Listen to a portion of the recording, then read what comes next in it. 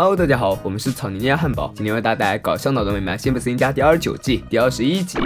夜晚，电闪雷鸣笼罩辛普森家，似乎在预示这个夜晚将会有大事发生。正在玩电脑小新瞥见从门外经过的辛小妹，装模作样的若有所思。世界上最难的测试，谁想做这个呢？如他所料，辛小妹果然十分感兴趣。听到妹妹欢呼的声音，小新露出了狡黠的微笑。就这样，什么都不知道辛小妹被小新一步步带进他精心布置的恶作剧。他告诉妹妹，这是一个判断谁是天才测试，只有极少数的人才能够通关。辛小妹自然不会放弃这个证明自己的机会，秒钟就通了第一关，简单。接下来是第二关。正当他全神贯注在眼前的迷宫之中，突然电脑屏幕里出现了一个大大的鬼脸，直接吓得辛小妹撞倒了小新的脏衣筐。听他这样狼狈，作为哥哥当然是第一时间拍照留念，并且光速上传到网上。灵了还不忘出言嘲讽，有恶作剧机会的时候一定要抓住，机不可失哦。这个把辛小妹气得够呛，他发誓一定要报复回来。小新好心提醒他，脚上还套着他的内裤，吓得辛小妹急忙摆脱，可越是着急就越容易被束缚。然后小新又开始疯狂连拍，这两兄妹的梁子是彻底结下了。辛小妹现在看哥哥的眼神都带着火花。就在这时，忽降天雷把网给劈断了，一家人瞬间陷入了焦急之中。无论是辛妈提出的游戏，还是辛爸放的录像，都没能让孩子们满意。终于，录像带也宣布报废了，想看不想看都没得看了。小新突然看到邻居家弗兰德家里有网，他提议去要一下密码。辛爸表示，直接向人家要密码太粗鲁了，所以我们去偷路由器吧。看到弗兰德家灯光彻底熄灭之后，辛爸向儿子说出了他的计划。路由器就在上面那个小房间里，他们现在需要做的就是悄悄潜进去把它偷出来。谁知道辛爸脚刚踏上第一级，梯子又陷了下去。这梯子是给谁做的？婴儿吗？小新指了指梯子上的标志，这是给马戏团的大象用的。看这一步步往下陷的梯子，估计要是辛爸上的话，偷路由器是绝无可能了。于是乎，这个重任就落在小新身上。虽然小新十分紧张，但是儿子在辛爸眼里这是拿来坑的，不由分说，直接就把小新抱上了梯子。很快，小新就爬上了梯子的顶端，看房间冒着绿光的路由器，瞧它多美呀！然后再进一步，已经没了梯子，直接就到顶端了。谁知道它能不能承重？小新不愿意再进一步，辛爸劝说无果，只能期待在网上寻找答案。虽说家里的网断了，辛爸还是迷信自己不断刷新就能够连上网。那为什么还要来偷路由器？这就是给小新挖的陷阱吧。就这样，辛爸一手扶着梯子，一手刷新网页。谁知道就那么巧合，辛爸手刚离开梯子，小新心一横就踏上了梯子的顶端。失去支撑的小男孩就这样左右摇摆，在即将与地面来一个亲密接触之前，辛爸及时抓住了梯子。但就在此时，天降正义把小新给劈了。辛爸抱着被劈得外焦里嫩的儿子，正不知所措。屋内传来了辛妈的声音，原来是网来了。于是辛爸连忙呼叫救护车，一家人就这样围在了病床前，询问医生小新的病情。虽然他的身体流过了几百万伏电压，但是据统计，他的昏迷次数堪比吃上热早餐，所以他一定会没事的，只要对他多说一些好话。他现在非常容易受到他人的影响，大难之后是不是必有后福，小新不会知道，但是辛小妹不会放过这个报复的机会。尤其是恶魔小新还说着那句话，漂浮在他的身边，当你有机会恶作剧，就得牢牢抓住，机不可失，也是够可怕，连昏迷中自己都不放过。伴随辛小妹手上不断闪烁光，还有那足以蛊惑小新的声音，他的噩梦就这样开始了。小新从梦中惊醒，他不记得发生了什么，也不知道昏迷了多久。就在这时，他的卧室走进了一个女人，是弗兰德的妻子莫德，那个已经死去了的人。他一步步逼近了小新，告诉他自己的确已经死了。很快，他身体就被瓦解成了无数本圣经。看着小新痛苦的表情，辛小妹满意的笑了。此时，爸妈走进来问他是否要一起去找点吃的。整蛊小新计划才刚刚开始，怎么能在此时停止？于是他乖巧向他们表示自己愿意整晚都陪着哥哥。看着小新表情越来越难看，辛小妹觉得自己应该给他打打气，但是转眼就看到自己出糗的照片正被疯狂的点赞。他突然改变了主意，决定再让这个噩梦坏得更彻底。就在辛小妹思考该添些什么东西在里面时，小新的好基友眼镜仔拿着鲜花来看望他，这倒是一个不错的角色。眼镜仔看着小新在书屋里挂满十字架，询问他是不是相信上帝了。小新说自己并没有什么奇怪的信仰，这些都是他拿来驱鬼的。可惜这对于莫德这样原本就信仰上帝的人来说，这里就跟回家没什么区别。好基友似乎看不到眼前飘来飘去的女人，可是小新已经吓得跌倒在地，用辛巴的臭袜子才算勉强抵挡住这只鬼的再次靠近。眼镜仔看着被吓得不轻的好基友，递给他一张名片，这是以前为自己看病的心理医生，也许能够对他有有所帮助。这位极度讨厌眼镜仔心理医生倒是和小新很聊得来，他不仅相信能看到鬼的小新没分，甚至还能和他一起嘲笑眼镜仔。相谈甚欢之后，他让小新去看一下沙发的后面，那是一个正躺在地上心理医生，他看起来是喝了毒药，已经凉透了。原来一直和小新交谈的医生是一只鬼，他在小新进门5分钟之前服毒自杀了。医生拉开窗帘，小新看到了很多只鬼，也许上天赐予小新这样的能力，就是为了让他来帮助鬼们实现自己生前的遗憾。眼前这位医生就想让小新帮他报复一下他的同僚，就像当初整蛊辛小妹一样。小新用同样的招数吓到了医生的同僚，心愿已了。医生告别了小新之后下了地狱。有些事情只要开了先河，就没有停下的可能。无数的鬼蜂拥而至，他们都希望小新能够帮助自己。小新答应了他们的请求，帮小蚂蚁挥举阳光，烧小胖子的头发，帮被碾死的人报复火车。但这还远远不够，后面还有无数的鬼正排着队。莫德又出现了，在队伍的最前面。看着表情越来越痛苦的小新，辛小妹有些担心问医生，他不是应该醒了吗？医生告诉他，的确该醒了，除非有人再给他灌输坏消息，这会给他大脑造成永久性损伤，严重的话会丢掉性命。玩脱的辛小妹急得不断向小新道歉，表示自己一定会留心说话，把这个梦境圆回去。这时辛爸进来了，说自己买吃的累死了。一听到死字，小新直接尖叫了起来。辛小妹连忙阻止辛爸继续说下去，谁知道他丝毫没有注意，一直不停的说死，还不断靠近小新。梦中的小新找到了莫德，询问他有什么未了心愿。莫德双眼燃起了怒火，那还用说，当然是向那个害死他的男人复仇。他死前就是被原本应该打在辛爸身上 T 恤炸弹打中，然后坠下看台而亡。明知道是自己的父亲害死了他，但是小新心里还存着一丝侥幸。你说的一定是发明 T 恤枪的人，要么就是修建体育馆的人，或者说的就是你自己。莫德愤怒逼近了小新，你小子别装傻了，我说的是你爸爸。此时辛巴正像往常一样从老毛子酒吧出来，看见了前面的立牌上写着免费啤酒，拐进那条小巷子，才发现自己被包围了，无数的 T 恤打在他的身上。就这样，辛巴被打晕了过去。莫德也十分欣慰，小新帮自己完成了心愿，安心的上了天堂。小新也终于放了心，现在所有的鬼都能安息了。谁知道辛巴在刚刚被打死了，现在也变成了鬼，漂浮在小新的面前。辛巴对于被自己的儿子杀死并没有什么痛苦，仿佛是一件再平常不过的事。就在他即将要升入天堂的时候，现实中小新大脑也渐渐迟缓。辛小妹看着即将变成直线脑电波，她苦苦哀求小新不要离开她，而小新在梦中同样哀求辛爸不要离开。然而就连辛妈改嫁也留不住辛爸，他希望辛妈能够找到属于自己的幸福，无论他怎么说也不能阻止父亲向光团前进。情急之下，他只好用 T 恤枪打碎了光团。就这样，辛爸灵魂重新回归了身体。虽然他对于重生十分的生气，又开始施展掐脖神技，身后的脑电波已经变成了一条直线。即使以前小新再怎么惹他生气，辛小妹也不能放任哥哥不管。他为自己以前的刻薄道歉，并说自己爱他，希望他能够回到自己的身边。就在妹妹的生前呼唤之下，小新终于醒了过来。在得知自己做的那些噩梦都是辛小妹的功劳，小新只想说能不能教教我。病房内一片祥和，辛妈和2个孩子吃起了冰淇淋。小新觉得劫后重生感觉真不错，但是他怎么样才能知道这不是一场梦呢？好基友眼镜仔告诉他，你现在没有穿那件毛衣。小新想了想，好像是的哦。等等，他怎么会知道我的梦？大梦一场，小新无论如何也想把内容分享给辛小妹，那里面包含了所有人的死法。秘书是在得知秃头结婚之后自杀的，辛爸是在银行偷了面包之后被枪打死的，伟根是吃了那块面包被噎死的。辛妈在一次喝茶中安静的离世，校长又一次在小新的恶作剧中被气死了。看着自己恶作剧得逞的小新被校长轮椅碾死了，明白了一切不过是虚度光阴之后，辛小妹圆寂了。拉尔夫在接受臣民朝拜之时口吐白沫而死，只有小新一个人永生不死。死亡对于每个人来说都是绕不开的话题。原本对于死亡应该是毫无概念的小新，却因为老爸疏忽、妹妹的报复，在梦境中见证了无数人的死亡，也造成了无数人的死亡，甚至自身也在死亡的边境中徘徊。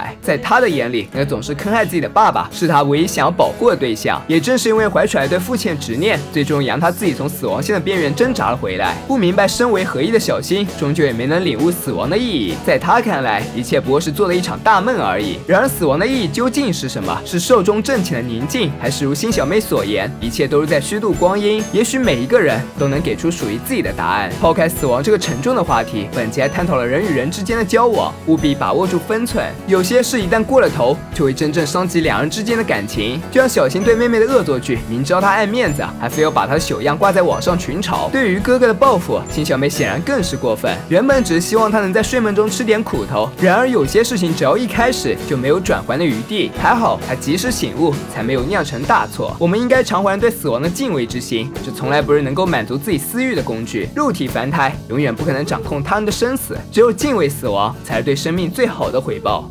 本期视频就到这里了，喜欢的小伙伴别忘点赞、评论、关注，咱们下期再见，拜拜。